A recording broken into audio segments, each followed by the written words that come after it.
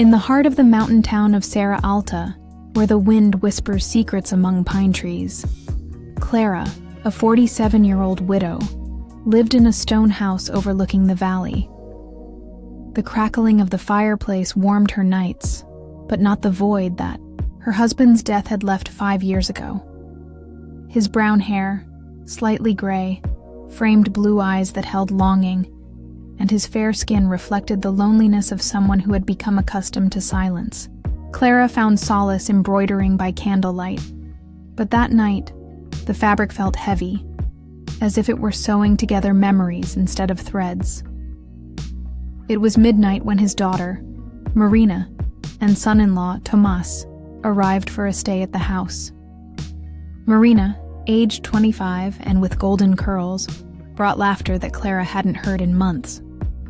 Tomas, a 30-year-old architect, had piercing green eyes and a charm that made the air vibrate. "Thank you for having us, Mom," Marina said, hugging her. "Tomas's project here in the city will be quick." Clara smiled, but felt a strange warmth when she greeted Tomas, whose handshake took a second too long. While they went up to the guest room, Clara remained in the living room, her embroidery forgotten. The ticking of the clock seemed to mock his restlessness. She thought about her husband, about the nights they danced under the stars. Now the house seemed alive with the presence of Marina and Tomas, but something disturbed it. A dormant desire, perhaps, or the monotony that consumed it. Suddenly, a muffled laugh came from upstairs, followed by murmurs that were not conversational. Clara froze, her heart racing. They are so in love, she thought, but a forbidden curiosity made her stand up. I would like to take a brief break to ask for your like and subscription to the channel. You are helping us a lot with this simple gesture, and I would like to know which city you watch us from.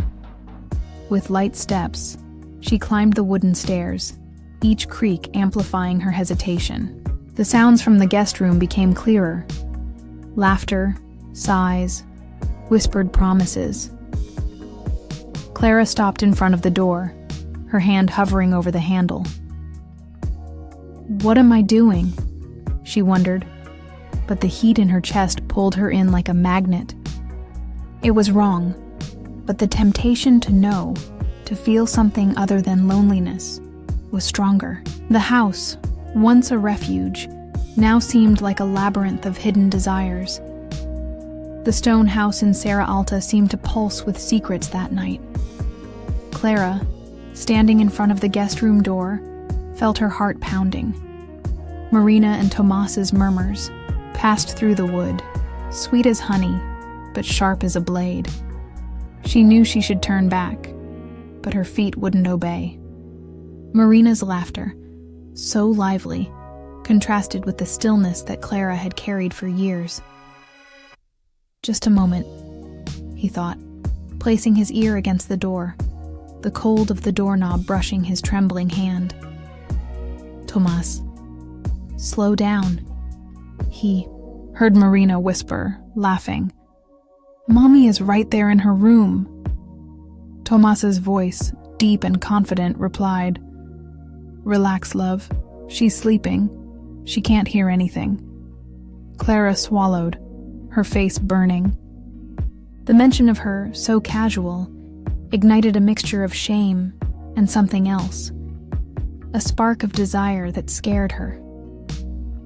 He took a step back, but the floor creaked loudly, betraying his presence. Silence fell in the room, heavy as the fog that covered the valley outside. Without thinking, Clara ran downstairs, the forgotten embroidery in the room now a reminder of her weakness. He locked himself in the room, his chest heaving.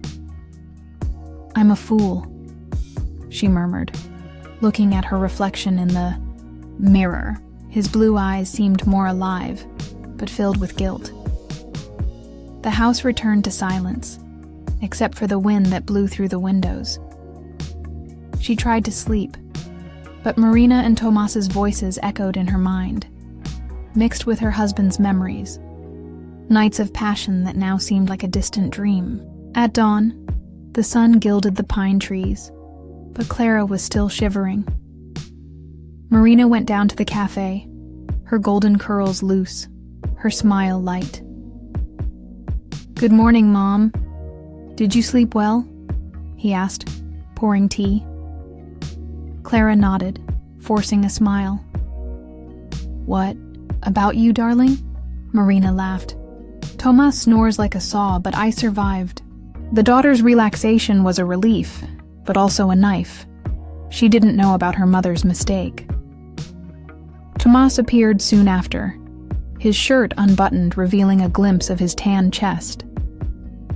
"Clara, this house is incredible," he said, his green eyes fixed on her for a moment too long. "I'm thinking about drawing something inspired by her." Clara looked away, stirring her tea vigorously. "That's good, Tomas," he replied, his voice dry. But the air felt charged, as if he knew something, or wanted her to think he knew. Marina announced that she needed to go to the studio in the city for a ceramics project. "I'll be back in the afternoon, Mom. Tomas stays here working on his sketches."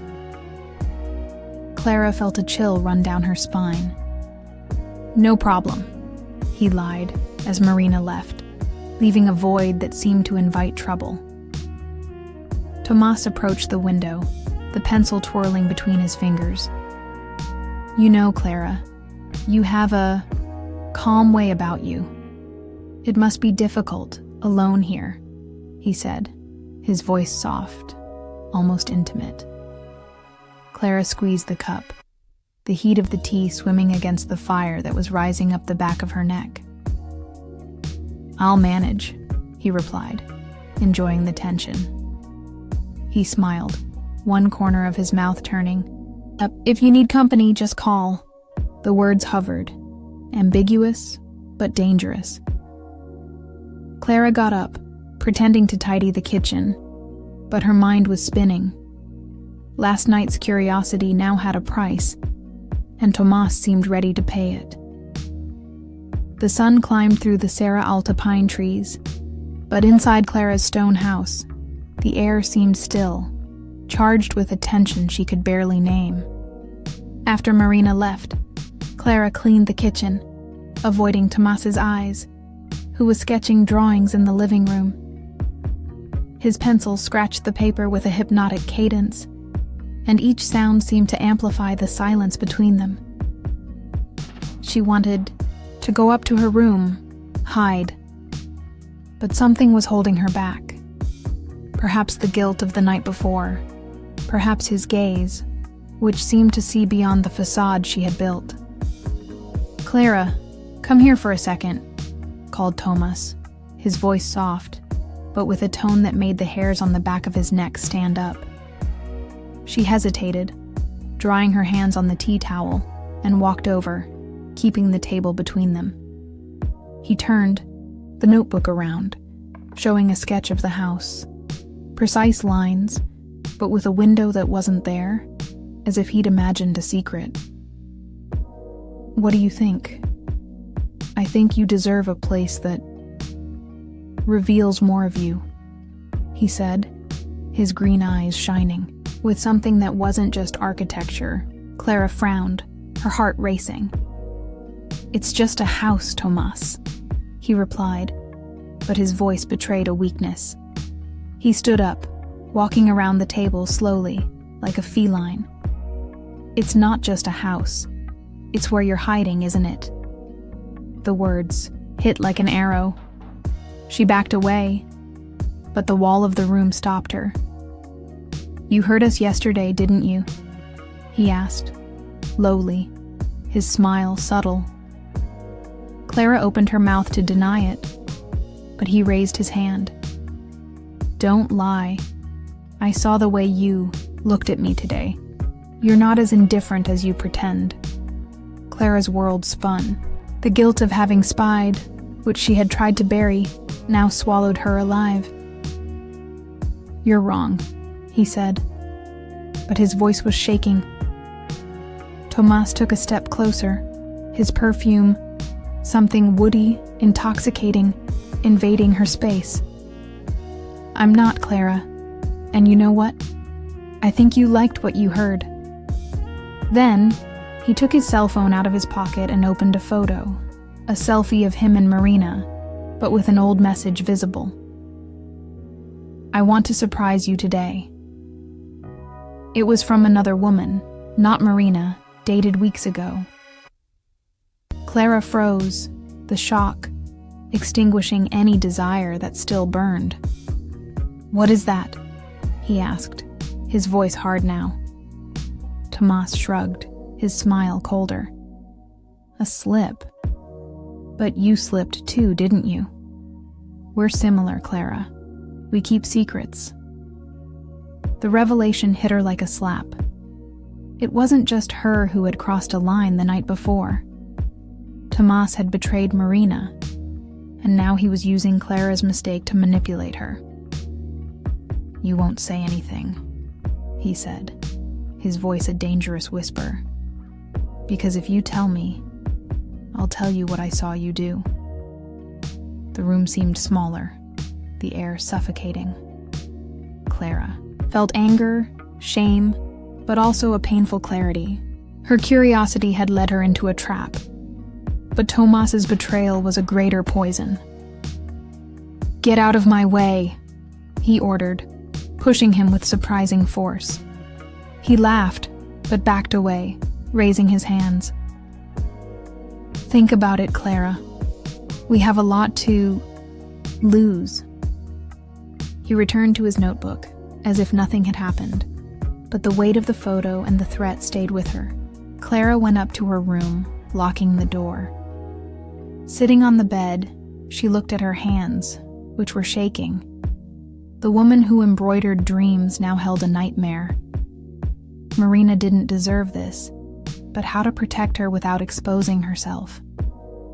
The house, their refuge, was now a minefield, and Tomas, with his poisonous charm, was the biggest threat. The stone house in Serra Alta, once a sanctuary, now seemed like a cage to Clara. Locked in her room, she held the unfinished embroidery, her hands still shaking after the confrontation with Tomas. The photo on his cell phone, a raw betrayal against Marina, burned in her memory, but her own actions haunted her. Spying on his daughter had been a mistake, and Tomas had used it as a weapon. Clara looked in the mirror, her blue eyes reflecting guilt, but also a spark of determination. "I won't let him destroy my daughter," he murmured. Outside, the pine trees swayed in the cold wind, echoing her restlessness. Clara went down to the living room, where Tomas was drawing, the pencil moving with a calm that infuriated her. "I need air," he said dryly, grabbing a coat. He looked up, his smile provocative. "Be careful not to get lost, Clara." She ignored it, heading out into the backyard, where the valley opened up like an invitation to clarity. Sitting on a wooden bench, she thought about Marina, her laugh, her confidence in love. She can't live a lie, she decided, but the idea of telling everything scared her. What if Marina judged her for what she had done? Back at home, Clara began to act. While Marina was still in the studio, she searched the guest room, looking for clues about Tomas's betrayal. He found a sketchbook, but among the drawings was a folded note. "I'll meet you at the cafe tomorrow, T." It wasn't Marina's handwriting. Clara's heart skipped a beat. It was proof, but using it meant exposing her own failure. "I'm human," she whispered, putting the note away. The guilt was still heavy, but protecting Marina was greater. When Marina returned, bringing the smell of clay, Clara hugged her tightly. "Is everything okay, Mom?" asked Marina, her golden curls falling over her shoulders. "I just missed you," Clara replied, her voice breaking. At night, during dinner, Tomas maintained his charm, telling stories about projects. "This valley deserves something great, right, Clara?" he said, his gaze challenging. She smiled tensely. "You deserve honesty, Tomas." Marina laughed, oblivious, but the exchange lit a spark in him. He knew Clara wouldn't back down easily. Later, alone, Clara picked up an old photo of her husband, his smile a reminder of simpler times. "You would tell me to be strong, wouldn't you?" he muttered. He decided to confront Tomas, but carefully. The next day, while Marina was going to the market in the village, Clara cornered him in the living room. "I want her to disappear from her life," he said, showing the note. "Or I tell you everything." Tomas laughed, crossing his arms. "And you? Are you going to say that you were at the door, dying to feel something?" "We are the same, Clara." The words cut her off, but she stood her ground. "We are not. I was wrong for a moment. You deceive my daughter every day." He approached, the woody scent invading the space. "Think about it. If you talk, she'll look at you differently too." Clara stepped back but held his gaze. "I'd rather do that than let you hurt her." The tension was electric, but she turned away, going up to the bedroom. There, he wrote a letter to Marina, sealing it without sending it. "If she needs it, she will know," he thought, putting it in the drawer. Every step was a battle, against shame, against Tomas's poisonous charm. Clara knew that protecting Marina would require sacrifice, perhaps even losing her daughter's trust. But for the first time in years, she felt alive, not because of temptation, but because of the courage to face her mistakes and fight for the ones she loved. The stone house in Serra Alta vibrated with a tension that seemed to crack its walls. Clara woke up with the sun filtering through the curtains, the weight of the letter sealed in the drawer like an unspoken promise. The note found among Tomas's sketches, proof of his betrayal, was a weapon, but using it meant risking everything. Today, she had decided, she would face Tomas once and for all. The valley outside, with its whispering pine trees, seemed to be waiting for the outcome, while Clara wore a blue sweater, her brown hair tied into a tight bun, as if bracing her heart. In the living room, Tomas was drinking coffee, his relaxed posture contrasting with the green eyes that studied her. Marina had left early for her studio, leaving the house in a dangerous silence. Clara took a deep breath, the note hidden in her pocket. "Tomas, we need to talk," he said, his voice firm, but with a tremor that betrayed his internal struggle. He set down the cup, his smile slow. "I knew you wouldn't resist, Clara. What is it? Do you want to confess something?" His teasing tone reignited her anger. "No more games," he replied, pulling out the note and throwing it on the table. "Who is she? And don't lie, I know it's not Marina." Tomas's face hardened, but he laughed, standing up. "Look, detective, so what? You're not a saint either. Or have you forgotten how you stood at the door, listening to everything?" He took a step, the woody scent invading the space. But Clara didn't step back. "You betray my daughter. I just made a mistake. We are not equal," he said, his gaze burning. The room seemed to shrink, the air charged with electricity. Tomas approached, his voice low, almost intimate. "If you tell, I'll destroy you too. Marina will know who you really are. A woman who spies on her own daughter." Clara felt the blow, the burning shame. But then something snapped inside her. "I'd rather she hate me than let you deceive her," she cried, pushing him away.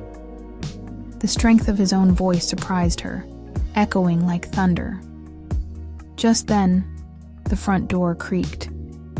Marina entered, her golden curls wet from the drizzle, her eyes wide.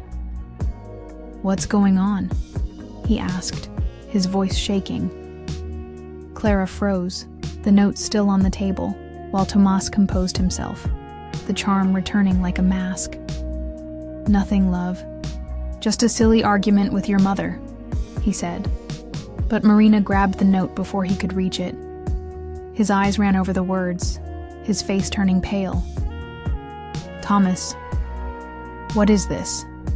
he asked, his voice breaking. Clara wanted to run, hug her, but her legs wouldn't obey.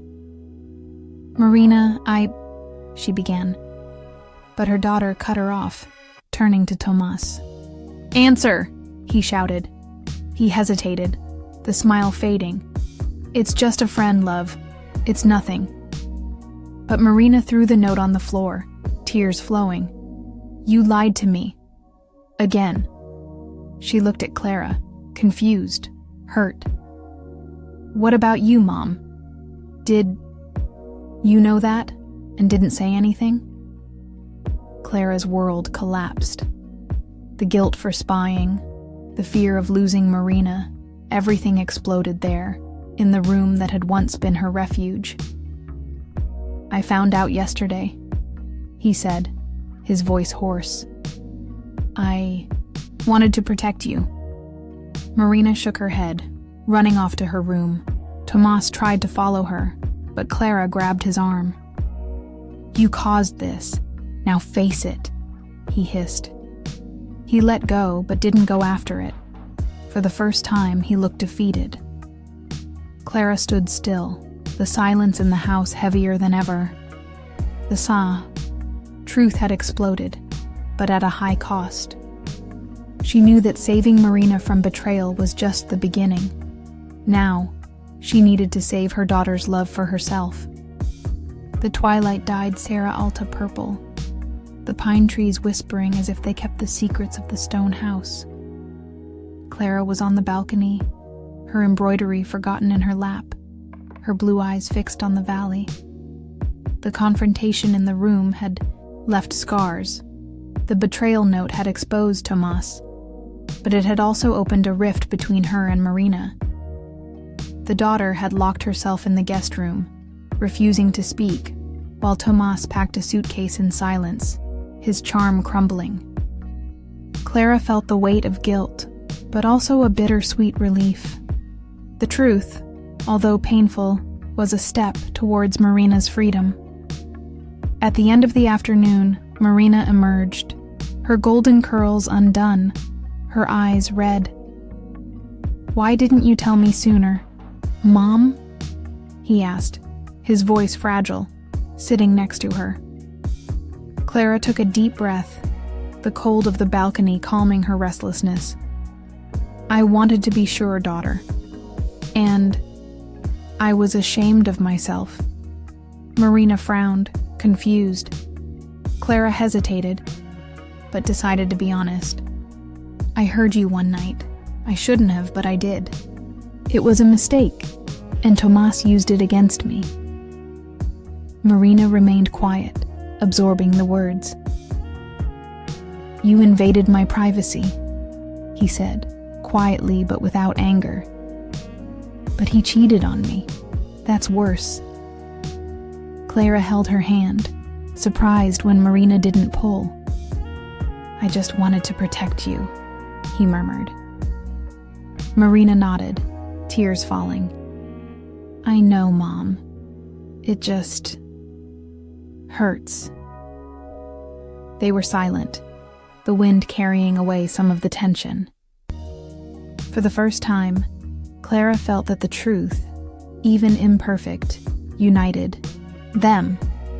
Tomas appeared at the door, suitcase in hand. "Marina, I can explain," he began, but she cut him off. "No need. Go away." He looked at Clara as if seeking support, but she held his gaze, steady. "You made your choice, Thomas," he said, his voice calm but sharp. He left without another word, the sound of the car disappearing down the road. Marina leaned her head on Clara's shoulder, a small gesture, but one that was worth 1,000 words. In the following days, Clara and Marina rebuilt their routine. They had dinner together, laughing about old memories, like when Marina, as a child, stole Clara's balls of yarn to make castles. Clara kept the letter she never delivered, deciding that that day's honesty was enough. "Have you ever thought about dancing again, Mom?" Marina asked one night while they were washing the dishes. Clara smiled in surprise. "Who knows? Maybe I need some music." Marina laughed, and the sound warmed the house. Clara returned to embroidery, but now with brighter colors, as if sowing hope. She reflected on her journey, the curiosity that led her astray, the desire that almost blinded her, and the courage to choose her daughter above all else. "I'm human," she thought, looking at the photo of her husband on the shelf. "And that's enough." The house, once an echo of loneliness, now held laughter, promises of new beginnings. Marina decided to stay in Serra Alta for a while, working in the studio and healing her heart. Clara, in turn, began to go out more, walking through the valley, feeling the wind as an invitation to life. The secret of betrayal is behind, replaced by a fragile but real trust between mother and daughter. "Let's take care of each other, okay?" said Marina, hugging her one clear morning. Clara nodded, her heart light. "Always, my girl." The stone house, under the starry sky, seemed to breathe with them. The Serra Alta Valley kept its stories, and Clara knew that despite mistakes, love would always find a way to flourish. 4 months later, Serra Alta shone under the autumn sun. The pine leaves dyed gold, as if the valley was celebrating a new phase. Clara's stone house was no longer a refuge of solitude, but a home where laughter echoed.